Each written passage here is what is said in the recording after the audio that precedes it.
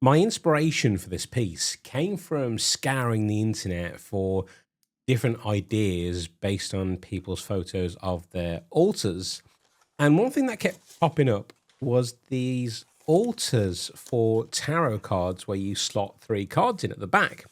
And for the most part, they all seem to be made out of wood. And I thought, why not try and create a spin on this and make one out of leather?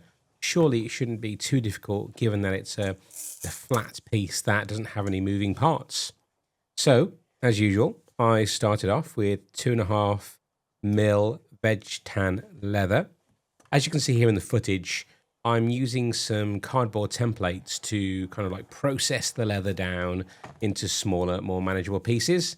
And for the keen-eyed amongst you, you'll notice that I'm using templates that have nothing to do with this altar that I'm making. That's purely because I was making a couple of things at the same time. So here is some footage of me laying out the processed leather, having cut it. Now, unfortunately, it does look like I forgot to hit record on the cutting process. But in this particular case, if you can use your imagination, I used a laser cutter to do the fine details. And that's something that I tend to do on prototypes, is use a laser cutter because it's cheaper than getting dies made. But I prefer to use dies. Now, quickly going back to me spraying the leather, that's referred to as casing the leather. And that just makes the leather more impressionable when I come to use any stamps, such as the 2 that you see here, or if I'm using any tools to create impressions in the leather. So the stamps that I'm using here is the Midlands Apothecary and Leather Crafting logo, and the small slither underneath says handmade in England. And the reason why I spin it round on this 4-ton clicker press is that the top and the bottom aren't quite perpendicular to one another. So by spinning it around 180, it just ensures that the whole thing gets an even amount of pressure. And you can see there it's come out quite well. Now, as for dyeing, there are multiple ways of dyeing leather. One of my favorite ways of dyeing leather is by using an airbrush. The problem is that the fumes and the dye goes everywhere. When I first got into doing my own dyeing of leather, I would use a spray booth, but over a matter of weeks, and it was happening slowly and I didn't realize, everything around me was slowly starting to turn brown. And I was like, oh no. So now, for the most part, I will use dip dyeing. It's an alcohol-based leather dye, which is what you see here. And I'm just dipping each piece of leather in and counting in my head to about 8 seconds. It allows the air to escape the leather whilst the dye penetrates into the leather. And then the reason why I hold it above the dye after I've finished so long is to allow the excess to drip off. The problem is that if you take it straight out of the vat and put it down, it can pool and create dark spots on the leather. Whereas if you give it a few seconds just to allow most of it to like run off, then the rest of it will evaporate quite quickly. And as you can see from the first piece that I put down, it evaporated quite quickly. And this one's evaporating that I just put down there as well. So this consists of 3 pieces. You got the main piece for the base, and then the top is split into 2. And that allows me to have that tiny channel to slot your cards into. Off the top of my head, it's about 2 millimeters deep and about 2 millimeters wide. And so that will sit in the rack until the next day to allow the alcohol to dry. Following that, the neatsfoot oil comes out, and this will rehydrate the leather, because both casing the leather and dyeing the leather will make it become quite tough and not fun to work with. Whereas this will add a little bit of flexibility to it, and it'll help it'll help the dye within the leather penetrate further. I often find that this is quite a crucial step especially when it comes to buffing it up and when it comes to assembling it. So once that has dried, which takes several hours, I will run it through a buffing wheel, and it'll turn the leather into kind of like a chalky, pale, kind of like brown to a very polished, shiny brown. And it looks so much better once I've buffed it. Doing leather crafting is very much about trusting the process, because sometimes when you're working on your pieces, you're like, I'm not quite sure about this. But in the end, when you put everything together, mwah. So here I am filling an airbrush with Resolene, which is a protective acrylic coat. And I will make 2 coats, maybe 3 sometimes, over the leather pieces. This just gives it the protection that if it were to be splashed with water, it would like bead on the top rather than soak straight in again. It just makes it easier for maintenance. So whilst that's drying, it's time to cut out the suede. For this piece, I used wine red, and I'm using a template I made in cardboard and just tracing it out really. Then I'm going to cut it out with a fabric cutter just to make the piece more manageable, and then I'll trim the edges using a pair of scissors. There's nothing too exciting or crazy about this step. It's just a matter of getting the size right. Speaking of getting the size right, it's currently upside down, so I'm working on the back of the suede rather than the front. It just means that there's no accidental kind of like bleeding of the pen. I know there's all sorts of fun tools that I can use, like chalk, to draw on fabric, but honestly, a Sharpie on the back of fabric works great. So the assembly of this piece is quite fiddly, I would say.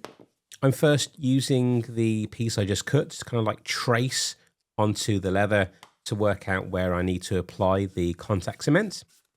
The contact cement is water-based, and I'm applying it using a foam brush.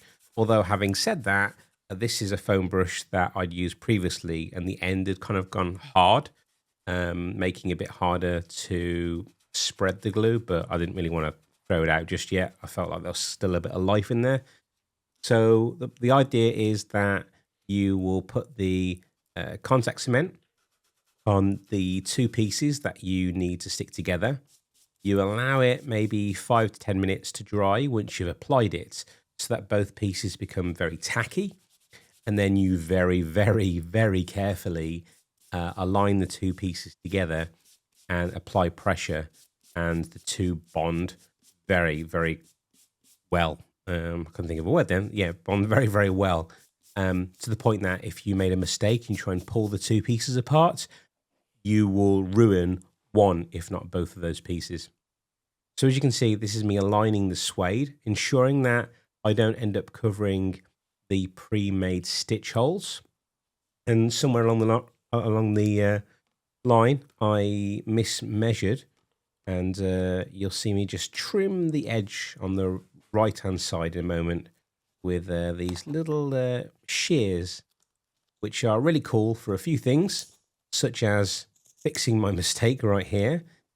Also good for trimming thread. And I have a pair that I use to prune a plant in my kitchen. Very cool little things. And then I use a little metal roller just to apply some pressure to ensure that everything is sitting correctly and everything is making 100% contact with one another. Okay, so here I'm using 2 sewing pins, and I'm just popping them in the corners through the thread holes. It just helps me align the piece. It's not a perfect solution, but it gets me most of the way there.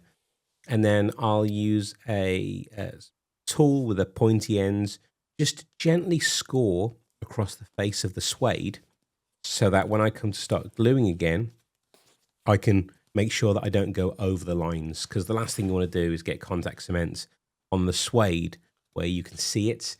It's very difficult, if not impossible, to get back off again. It's much easier if you accidentally get it on leather, because you can kind of like rub it off the surface because the leather's already so smooth.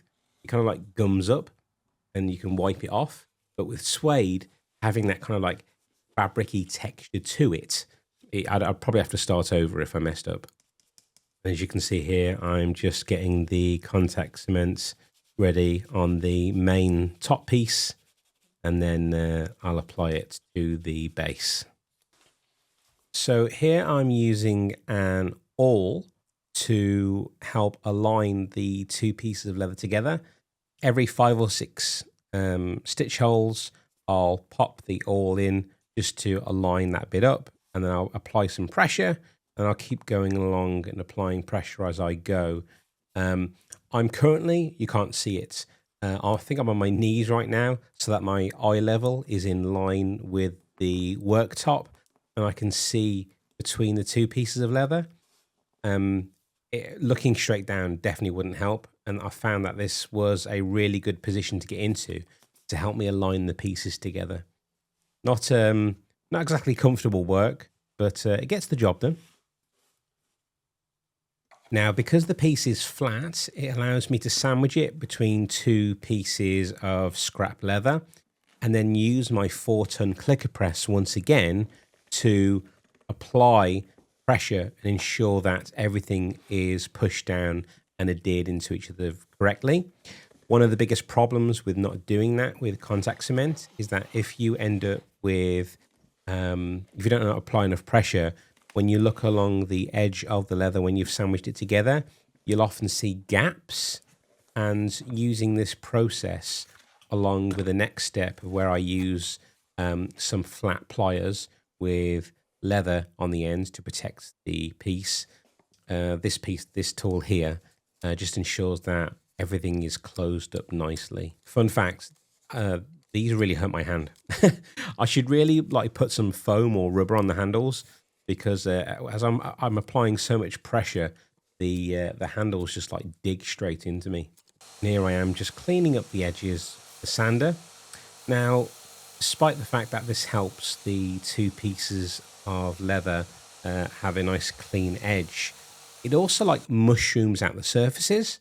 And the way to solve that problem is by using this edge beveler just to trim the edges. It'll like give a nice subtle rounded edge to the leather. So A, it's not sharp, and B, it gets rid of all the gnarly pieces that are created when you end up sanding the piece. It's actually kind of like my favorite tool that I work with, and I would probably go as far to say is that this is one of my favorite steps of the leather crafting process. But that kind of depends on what I am edge beveling. If it's a small and faffy piece, I guess like the runes that I did recently, it can get a little tedious, but for nice simple shapes like this, I really like it. With the edges now tidied up, I'm coming in with more dye. So this pen that you see here comes as an empty marker pen. You can fill it up with what you like, inks, dyes, glues, whatever. I fill mine up with leather dye, and it just makes this whole process of going on the edge really easy, and again, very, very satisfying to do as well. So this acts as an undercoat for the edge coat that I'm going to use shortly, which is an acrylic coating that just like finishes the edges off. It is one way of finishing the edge off. I could like burnish it and wax the edges, but I quite like the edge coat for my pieces. So that's what I'll be doing in a moment. And here we are with the edge coat. This is a relatively new tool that I've added to my collection. And what happens is a little metal drum with grooves sits on the tool. And as you turn it, it collects the edge coat paint. And using some sort of capillary action, it allows me to run the edge of my leather piece all the way around very easily. It's great for large pieces like this. Not so good for fiddly pieces, whether they be small or have lots of like grooves and stuff, because the barrel can't get in there. But for stuff like this saves so much time and is really nice to work with. And what I'll do, I'll apply 2 coats with about 30-minute wait in between. And you end up getting a really beautiful finish. And here we are doing the hand sewing. I'm doing a saddle stitch on this. It's possibly one of the longer parts of the process of making this piece. I think this took me about half an hour to stitch the whole thing. And that's like half an hour non-stop, just in, out with the needles. I went with an extremely long piece of thread in this because I didn't want to keep stopping and starting, which has its pros and cons. It can mean that there's less stopping and starting, but to start off with, you have to manage so much strand of thread, it kind of like gets in the way. And then I use this like wiry heat pen to melt the edges away and secure and hide them after I've cut the thread. And then I use this little hammer here to knock down the stitching. It just ensures that it sits tighter to the leather and will be much harder to get snagged on things. And then finally, I use EVA foam that I've cut on my laser cutter to the shape of the piece. Here I am just putting it all together, ready to present the leather tarot altar. And there you have it. That's the leather tarot altar, all done and dusted.